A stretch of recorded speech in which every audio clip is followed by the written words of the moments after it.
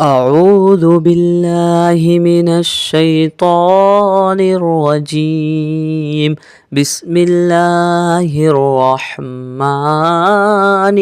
الرحيم. الحمد لله الذي أنزل على عبده الكتاب ولم يجعل له عوجا قيما لينذر بأسا شديدا من لدنه ويبشر المؤمنين الذين يعملون الصالحات أن لهم أجرا حسنا ماكثين فيه أبدا وينذر الذين قالوا اتخذ الله ولدا ما لهم به من علم ولا لآبائهم كبرت كلمة تخرج من أفواههم إن يقولون إلا كذبا فلعلك باخع نفسك على آثارهم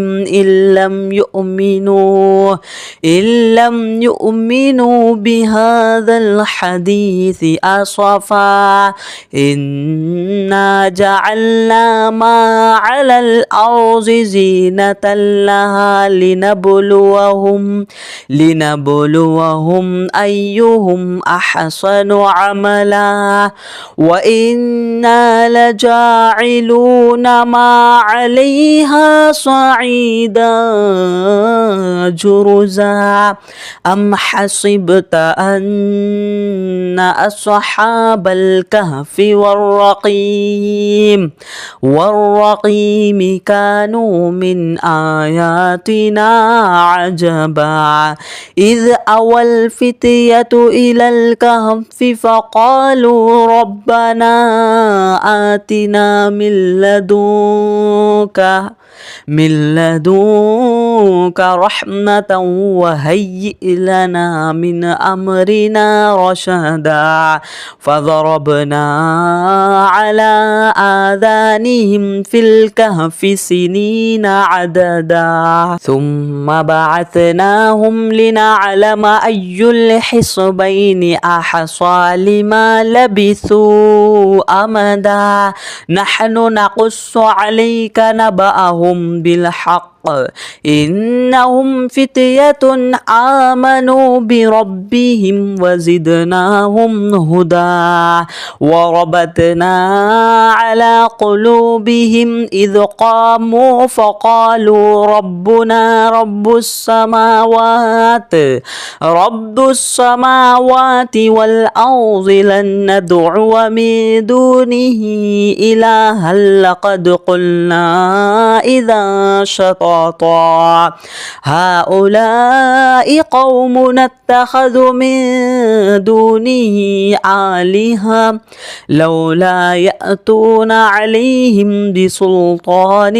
بين فمن أظلم ممن افترى على الله كذبا وإذ اعتزلتموهم وما يعبدون إلا الله فأووا إلى الكهف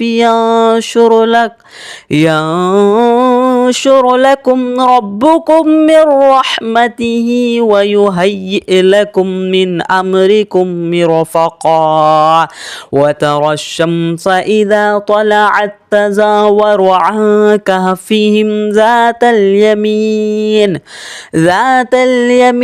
وإذا غربت تقرضهم ذات الشمال وهم في فجوة منه ذلك من آيات الله من يهد الله فهو المهتد ومن يضلل فلن تجد له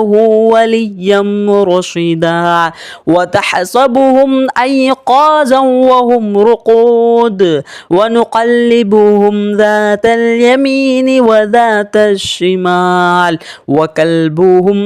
باسط ذراعيه بالوصيد لو اطلعت عليهم لوليت منهم فرارا ولملئت منهم رعبا وكذلك بعثناهم ليتساءلوا بينهم قال قائل منهم كم لبثتم قالوا لبثنا يوما أو بعض يوم قالوا ربكم أعلم بما لبثتم فابعثوا أحدكم بورقكم هذه إلى المدينة فلينظر أيها أزكى طعاما فليأتكم برزق منه وليتلطف ولا يشعرن بكم أحدا إنهم إن يظهروا عليكم يرجموكم أو يعيدكم في ملتهم ولا تفلحوا إذا أبدا وكذلك أعثرنا عليهم ليعلموا أن وعد الله حق وأن الساعة لا ريب فيها إذ يتنازعون بينهم أمرهم فقالوا بنوا عليهم بنيانا ربهم أعلم بهم قال الذين غلبوا على أمرهم لنتخذن عليهم مسجدا سيقولون ثلاثة رابعهم كلبهم ويقولون خمسة سادسهم كلبهم رجما بالغيب ويقولون سبعة وثامنهم كلبهم قل رب أعلم بعدتهم ما يعلمهم إلا قليل فلا تمار فيهم إلا مراء ظاهرا ولا تستفت فيهم منهم أحدا ولا تقولن لشيء إني فاعل ذلك غدا إلا أن يشاء الله واذكر ربك إذا نسيت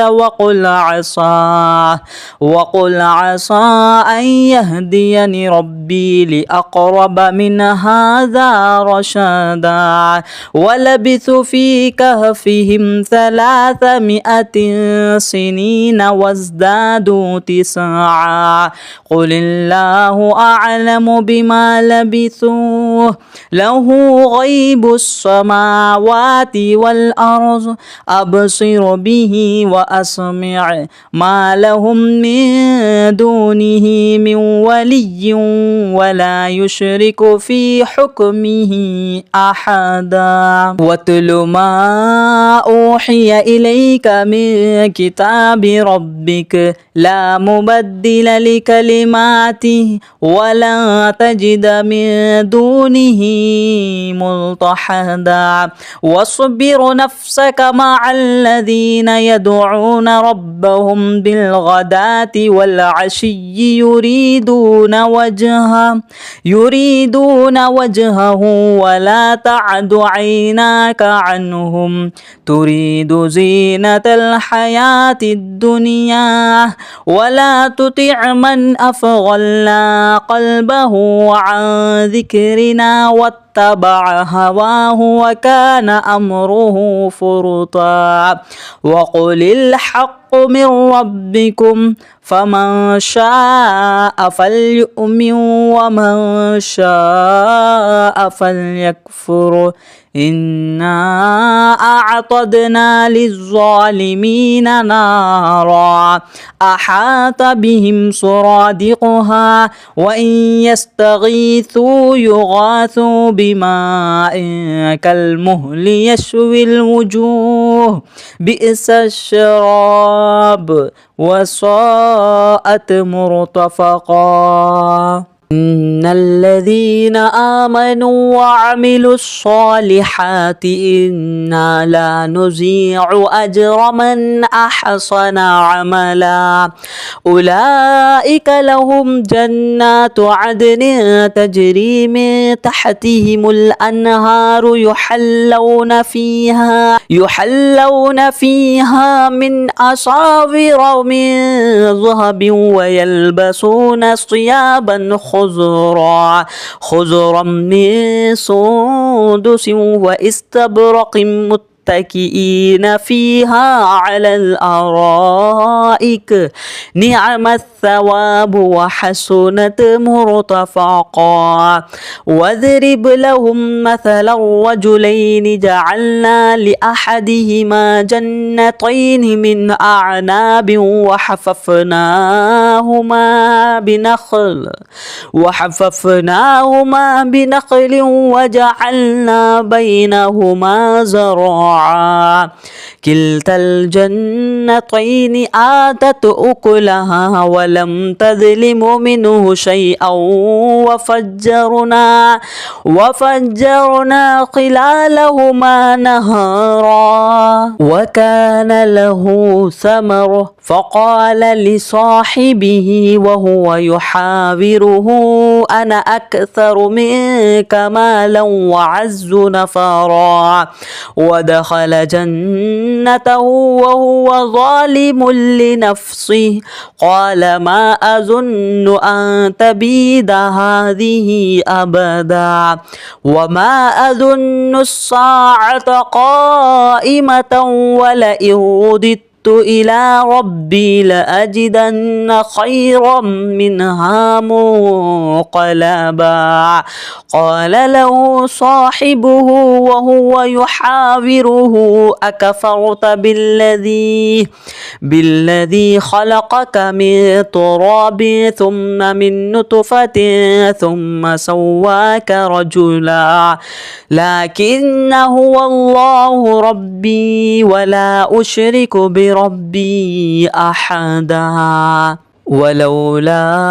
إذ دخلت جنتك قلت ما شاء الله لا قوة إلا بالله إن ترني أنا أقل منك مالا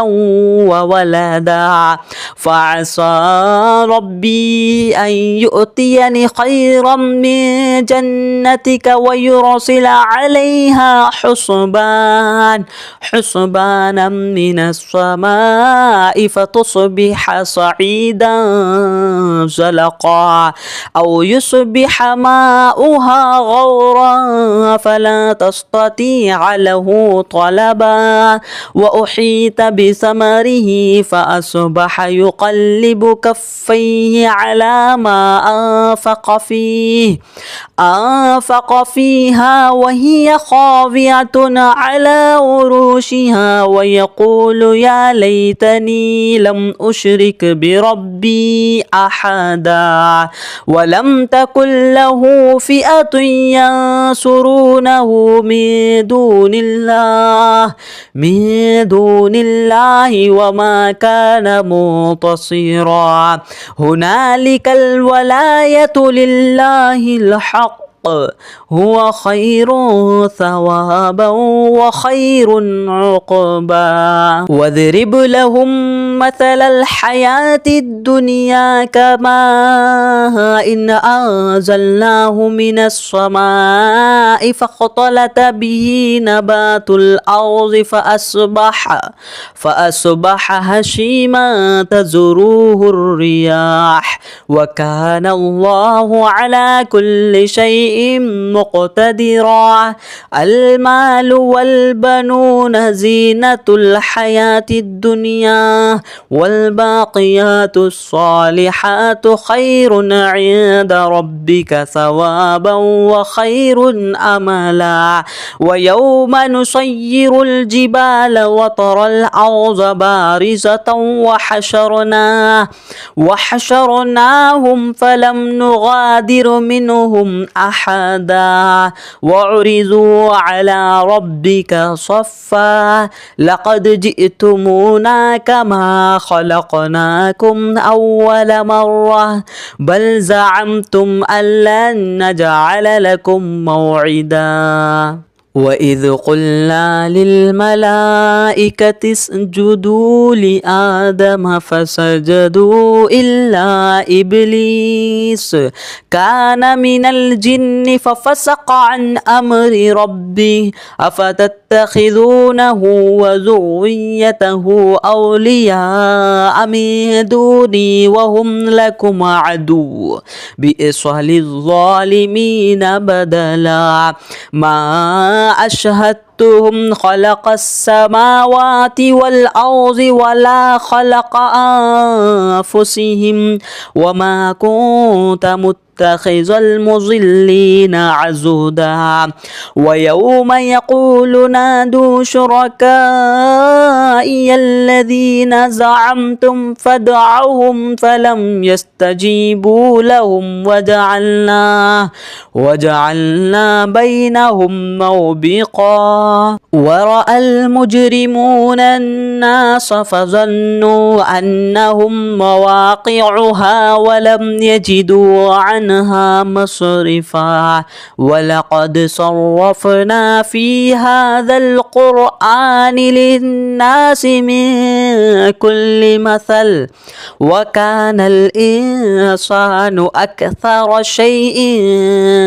جدلا وما منع الناس أن يؤمنوا إذ جاءهم الهدى ويستغفروا ربهم إلا أن تأتيهم سنة الأولين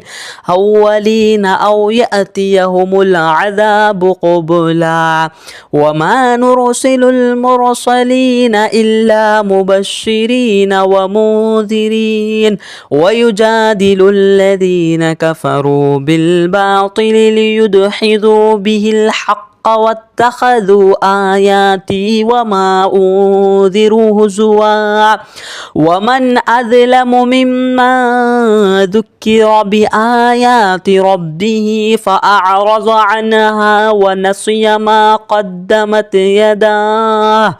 إنا جعلنا على قلوبهم أكنة أن يفقهوا وفي آذانهم وقرا وإن تدعهم إلى الهدى فلن يهتدوا إذا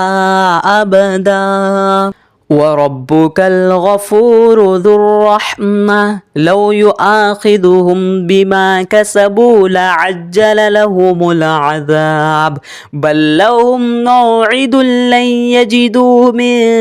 دونه موئلا وتلك القرى أهلكنا لهم لما ظلموا وجعلنا لمهلكهم موعدا وإذ قال موسى لفتاه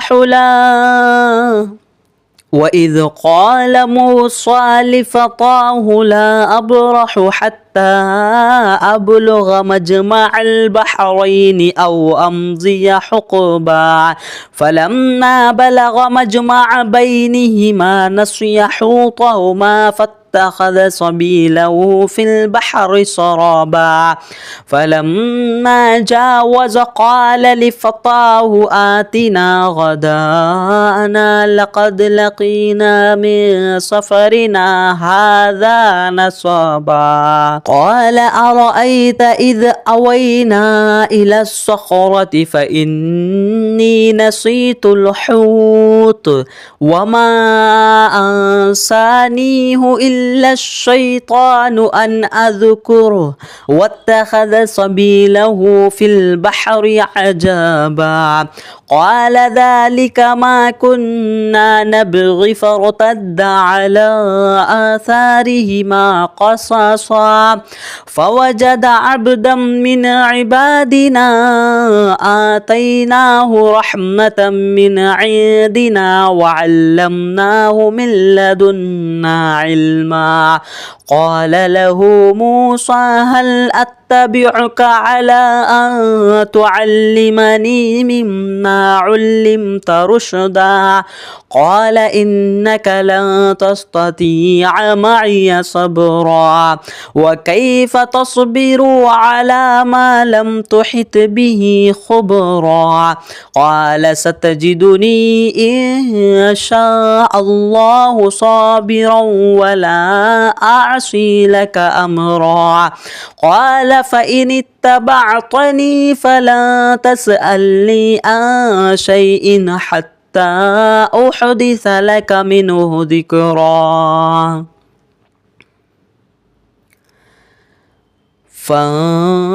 فانطلقا حتى إذا ركب في السفينة خرقها قال أخرقتها لتغرق أهلها لقد جئت شيئا إمرا قال ألم أقل إنك لن تستطيع معي صبرا قال لا تؤاخذني بما نسيت ولا ترهقني من أمري عسرا فانطلقا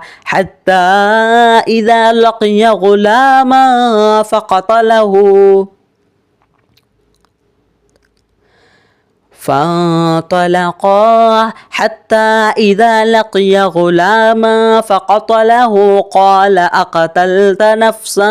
زكية بغير نفس لقد جئت شيئا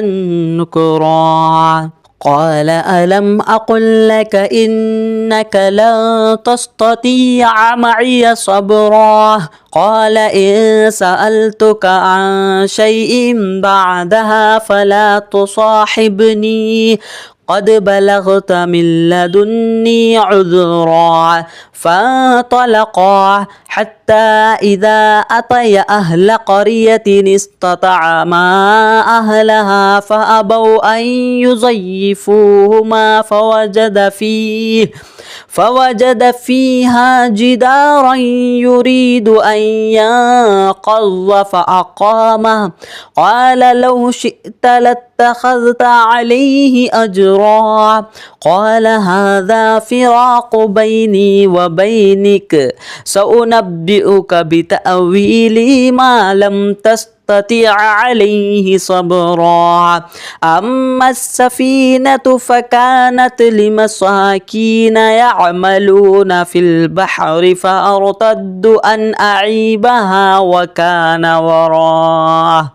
وكان وراءهم ملك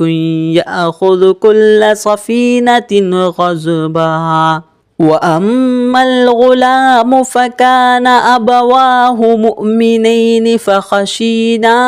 أن يرهقهما طغيانا وكفرا فأردنا أن يبدلهما ربهما خيرا منه زكاة وأقرب رحما وأما الجدار فكان لغلامين يتيمين في المدينة وكان تحته كنز لهما وكان أبوهما صالحا فأراد ربك أن يبلغ أشدهما ويستخرج كنزهما رحمة من ربك وما فعلته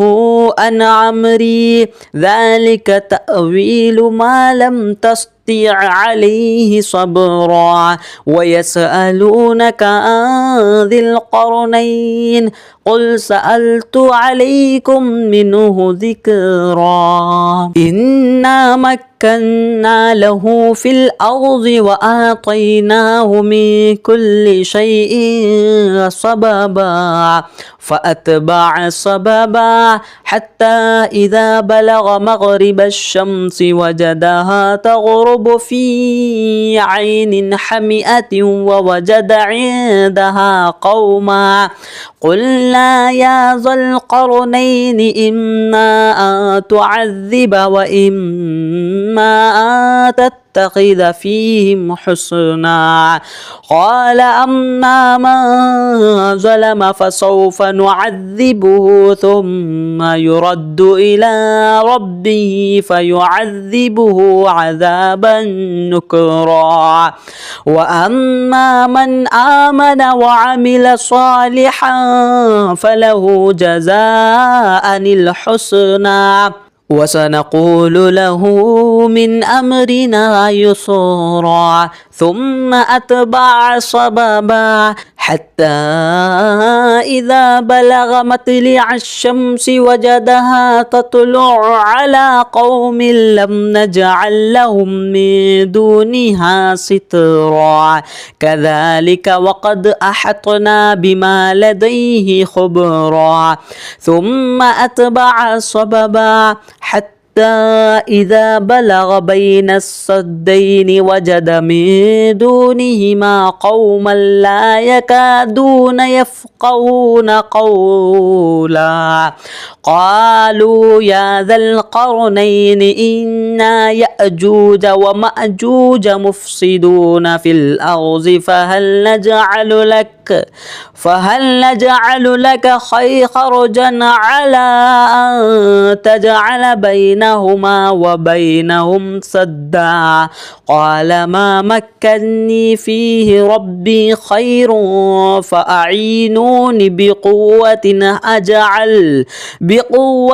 أجعل بينكم وبينهم ردما. آتوني زبر الحديد حتى إذا ساوى بين الصدفين قال انفخوه حتى إذا جعله نارا قال آتوني أفرغ عليه قطرا. فما استطاعوا أن يظهروه وما استطاعوا له نقبا. قال هذا رحمة من ربي فإذا جاء وعد ربي جعله دكا وكان وعد ربي حقا. وتركنا بعضهم يومئذ يموج في بعض ونفخ في السور فجعلناهم جماعا وأعرضنا جهنم يومئذ للكافرين عرضا. الذين كانت أعينهم في غطاء عن ذكري وكانوا لا يستطيعون سمعا. أفحسب الذين كفروا أن